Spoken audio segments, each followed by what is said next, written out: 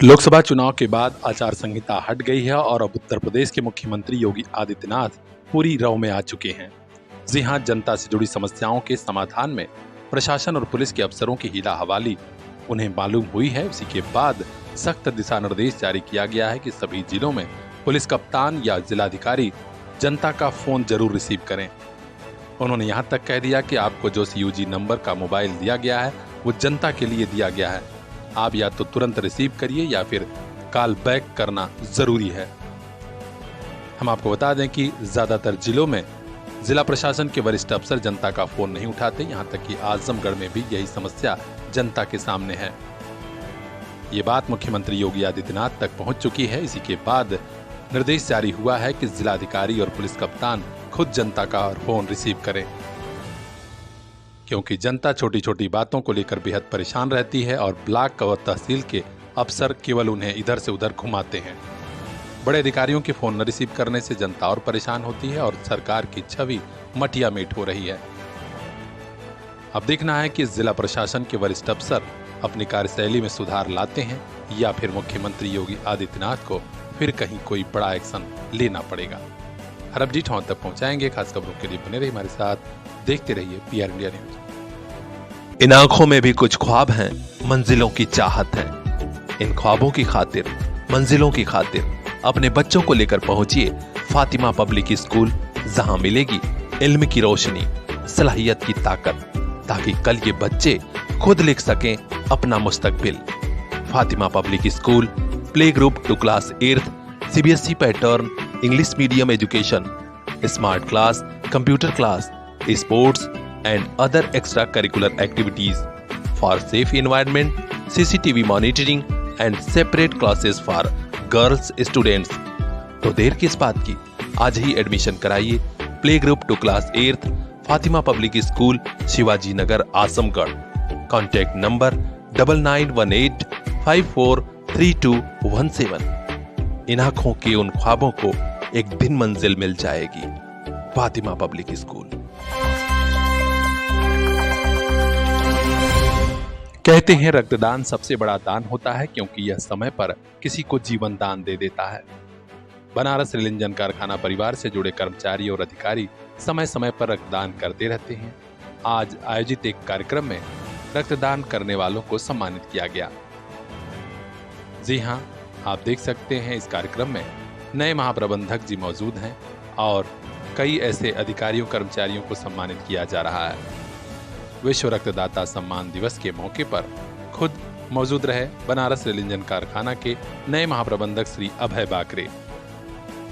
उन्होंने 36वीं बार रक्तदान करने के लिए जनसंपर्क अधिकारी राजेश कुमार, मुकेश कुमार सिंह और 11वीं बार शिवाकांत त्रिपाठी और 30वीं बार उमेश श्रीवास्तव समेत तमाम लोगों को सम्मानित किया और कहा कि यह काबिले तारीफ वाली बात है कि आप लोग स्वेच्छा से रक्तदान समय समय पर करते हैं।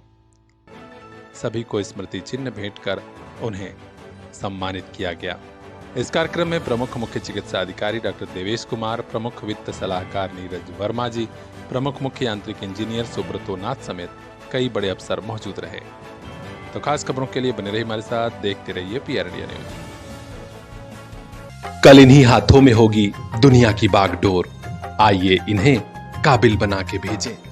Chandra dust to crown public school, RTO office Ghorat के पास, आजमगढ़ जिले का ऐसा स्कूल जो हर बच्चे को दे रहा सुरक्षित कैंपस, एक्सपर्ट टीचिंग स्टाफ, पढ़ाई के साथ स्पोर्ट्स, साइंस, मैथ और इंग्लिश की स्पेशल क्लासेस, ताकि कल ये बच्चे संभाल सकें जॉब और जिंदगी दोनों की कमान।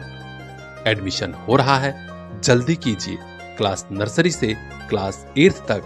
Contact number 9415831049।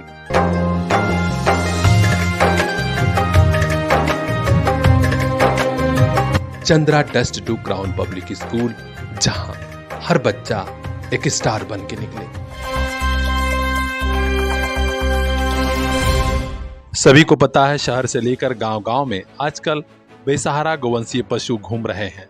किसान परेशान हैं, उधर कई गो तस्कर इसका लाभ उठाकर बकरीद में कुर्बानी देने की फिराक में हैं। जी हां, खरीद बेच चल रही है। आज इस गंभीर मुद्दे को लेकर विश्व हिंदू परिषद गोरक्षा विभाग के पदाधिकारी जिलाधिकारी से मिले और एक मांग पत्र सौंपा है। उन्होंने कहा कि गोवंशीय पशुओं की सुरक्षा की जाए और इन्हें गोआश्रय स्थलों पर भिजवाया जाए, क्योंकि माहौल बिगाड़ने के लिए कुछ गो तस्कर गोवंशीय पशुओं को और खासकर दुधारू पशुओं को भी बेच खरीद रहे हैं। इनकी कुर्बानी बकरीद पर दी जा सकती है। डीएम को सौंपे गए पत्रक में विहिप प्रांत सेवा प्रमुख अशोक अग्रवाल ने कहा कि संगठन को जानकारी मिली है कि आजमगढ़ में मुस्लिम बाहुल्य क्षेत्रों में बकरीद के मौके पर भारी संख्या में बेसहारा गोवंशीय पशुओं की कुर्बानी दी जानी है। इसके लिए गो तस्कर बड़े पैमाने पर पशुओं की खरीद फरोख्त कर रहे हैं। पुलिस और प्रशासन के बड़े अफसर संवेदनशील क्षेत्रों में चेकिंग अभियान चलाए और गो तस्करों के खिलाफ कार्रवाई करें। यदि कहीं भी गोवंशीय पशुओं की बलि चढ़ाई गई तो हम लोग चुप नहीं बैठेंगे। अब देखना है कि जिला प्रशासन और पुलिस प्रशासन के अफसर गांव-गांव में घूम रहे इन पशुओं की सुरक्षा कर पाते हैं या फिर मामला कुछ और होगा। प्रतिनिधिमंडल में आरपी राय सोनू प्रांत अध्यक्ष, दीनानाथ जी प्रांत उपाध्यक्ष, पवन जी लोक दायित्व, मनोज सिंह जिलाध्यक्ष, शशांक तिवारी जिला मंत्री, दिनेश सिंह, अरविंद मोदनवाल नगर अध्यक्ष, राघवेंद्र मिश्र, शिशिर अस्थाना, सूरज पांडे, उत्कर्ष सिंह, हरेंद्र मौर्य समेत तमाम पदाधिकारी मौजूद रहे। तो खास खबरों के लिए बने रहिए हमारे साथ, देखते रहिए पीआर इंडिया न्यूज।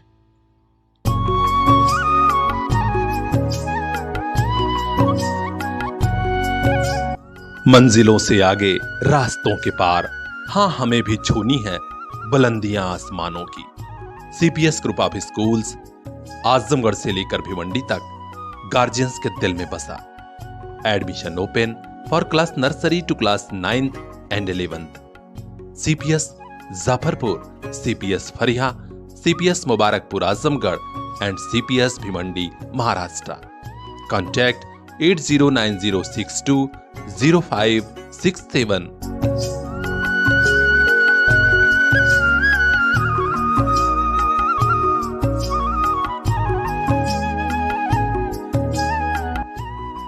आपका अपना सीपीएस।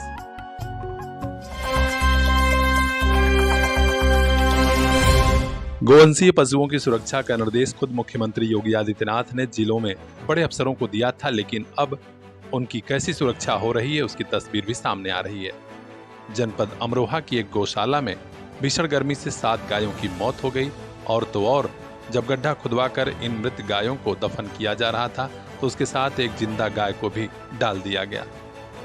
इस मामले की खबर जब बड़े अफसरों तक पहुंची तो हड़कंप मच गया। अब अमरोहा के संबंधित एसडीएम को हटाया गया है, नगर पंचायत के अधिशासी अधिकारी को सस्पेंड किया गया है और गौशाला प्रभारी सहित 5 के खिलाफ एफआईआर दर्ज हुआ है। किसी से छुपा नहीं है कि पूर्वांचल के आजमगढ़, मऊ, बलिया, गाजीपुर में भी गोवंशीय पशुओं की दुर्दशा हो रही है। आजमगढ़ में तो हद हो गई है। पलनी ब्लॉक के गोपालपुर गांव सहित कई गांव में किसान परेशान हैं और छुट्टा गोवंशीय पशु लोगों के लिए परेशानी का सबब बन गए हैं। क्योंकि प्रशासन और खासकर ब्लॉक के अधिकारी इन गोवंशीय पशुओं को गो आश्रयों तक नहीं पहुंचा पाए। इतना ही नहीं, फर्जी रिपोर्ट भी लगाई जा रही है कि हाँ समस्या का समाधान हो गया है। इसके लिए संबंधित सेक्रेटरी और खंड विकास अधिकारी पलनी जिम्मेदार हैं। हालांकि मामला जिलाधिकारी विशाल भारद्वाज तक पहुंचा है तो उन्होंने सख्त आदेश दिया है। अब देखना है कि गांव से गोवंशीय पशुओं को सुरक्षित गोआश्रय स्थलों तक पहुंचाया जाता है या पशु यूं ही मरते रहेंगे और लोग परेशान होते रहेंगे। हर अपडेट हम तक पहुंचाएंगे। खास खबरों के लिए बने रहिए हमारे साथ, देखते रहिए पीआर इंडिया न्यूज। महंगाई के जमाने में महंगे स्कूल ना बाबा ना, हमारे लिए तो बस लिटिल फ्लावर नर्सरी स्कूल, जहां परिवार के 2 बच्चों के एडमिशन पर तीसरे बच्चे की पढ़ाई बिल्कुल मुफ्त। तो आज ही कराइए admission play group 2 class 5th little flower nursery school Patkhauli Azamgarh. English medium education, खेल खेल में पढ़ाई, योगा क्लास, डांस क्लास और भी कई एक्स्ट्रा करिकुलर एक्टिविटीज, जिससे आपके बच्चे करेंगे पढ़ाई से प्यार। संस्कार से सफलता तक की हमारी मुहिम में आप भी आइए। 2 बच्चों के एडमिशन पर तीसरे बच्चे को फ्री में पढ़ाइए। Little flower nursery school Patkhauli Azamgarh 9452403857। Little flower nursery school, ताकि मुस्कुराते रहें आपके बच्चे।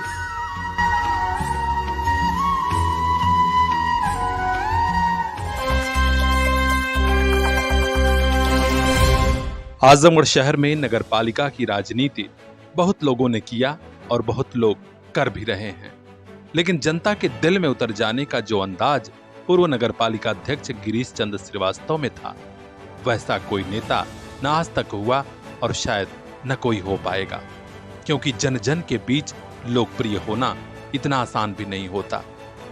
गिरीश चंद्र श्रीवास्तव अपने सरल व्यक्तित्व के चलते, सरल स्वभाव के चलते हर किसी को अपना बना लेते थे। आज उनकी 14वीं पुण्यतिथि है। यह शहर अपने प्रिय नेता को याद कर रहा है। आज कुर्मीटोला आवास के सामने एक श्रद्धांजलि सभा और भगवती जागरण का आयोजन किया गया है, जहां शहर के तमाम संभ्रांत लोगों ने उन्हें अश्रुपूरित नेत्रों से भावभीनी श्रद्धांजलि अर्पित की। श्रद्धांजलि सभा में उनके परम मित्र कमलेश यादव जी, सदरुद्दीन प्रधान, अकेला चाचा, आनंद देव उपाध्याय, मास्टर कलाम, महेंद्र यादव जी, भानु प्रसाद श्रीवास्तव, राशिद खान, अशोक वर्मा जी, अजय सिंह, रईस अहमद, शैलेंद्र त्रिपाठी, शरद तिवारी, रामाश्रय यादव सहित तमाम लोग खुद मौजूद रहे और उन्होंने अपने प्रिय नेता को भावभीनी श्रद्धांजलि अर्पित की। स्वर्गीय गिरीश चंद्र श्रीवास्तव की पत्नी श्रीमती शीला श्रीवास्तव और सुपुत्र प्रणीत श्रीवास्तव हनी ने यहाँ मौजूदगी के लिए सभी का आभार जताया। श्रद्धांजलि सभा में हनी काफी भावुक थे। उन्होंने कहा कि पिताजी ने जो आदर्श स्थापित किया है उस पर हमें गर्व है। हम शहर की सेवा, जनता की सेवा में कुछ भी बाकी नहीं लगाएंगे। आज पिताजी की स्वर्गीय गिरीश चंद्र श्रीवास्तव की 14वीं पुण्यतिथि, उनका परिवार और उनके जो भी समर्थक और सब लोग यहाँ पे उपस्थित होकर हम लोग आज मना रहे हैं। पहले हम लोग श्रद्धांजलि दी उनको, और जैसे परिवार के लोग और उनके समर्थक लोगों ने को श्रद्धांजलि पुष्प अर्पित किया। उसके बाद कमलेश यादव जी ने और 2-3 लोगों ने भाषण किया, उनकी जो लाइफस्टाइल रही और जो उन्होंने कार्य किए उसके बारे में बताया सबको। और हम लोग परिवार के लोगों ने आज जागरण इसलिए रखा था कि हमारे पिताजी को इस संगीत से बहुत प्रेम था, वो अक्सर इस चीज़ में रुचि रखते थे, तो उनका हम लोग ध्यान रखते हुए आज हम लोग जागरण इसीलिए उनके याद में रखा कि उनकी आत्मा को शांति मिले और वो खुश हों। अच्छा, एक पिता ने एक जुग लकीर खींची है, आज वो आपके बीच नहीं है, तो एक बेटा एक पिता को कैसे याद कर रहा है, कैसे उनके नहीं, जो उन्होंने लकीर खींची है वो तो बहुत टफ लकीर है। आज भी वो नहीं है, लेकिन उनके कार्यों को आजमगढ़ की जनता बखूबी याद करती है। 5 साल का समय हम लोग को मिला था, लेकिन उसमें थोड़ा सा कोरोना के पीरियड और माताजी की तबीयत की वजह से कुछ हम लोग समस्या में आ गए थे। इसलिए हम लोग अब उस चीज़ को, माताजी की तबीयत का ध्यान रखते हुए इस बार इलेक्शन में कंटेस्ट नहीं किए हैं, लेकिन आगे आने वाले 5 साल के बाद हम लोग पूरी तरीके से चुनाव लड़ेंगे यहाँ से।